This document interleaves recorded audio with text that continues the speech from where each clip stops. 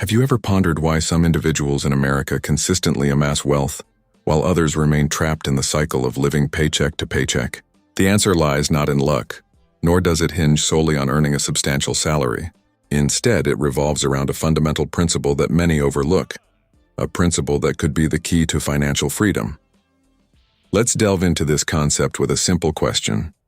If you make $5,000 a month yet spend $4,900, are you truly wealthy? Most would respond affirmatively, thinking they're in decent shape. However, the stark reality is that you are merely one financial emergency away from potential ruin. Now consider a different scenario.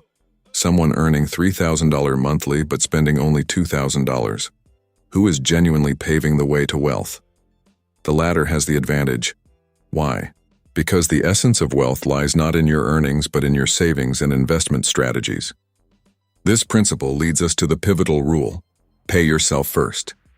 Prioritize setting aside a portion of your income for savings and investments before addressing your bills, groceries, or leisure activities.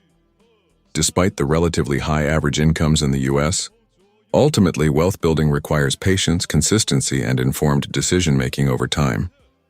When you receive your paycheck, rather than considering, "What can I purchase?" contemplate, "How can I allow my money to generate more wealth for me?" In essence, the wealthy do not toil for money.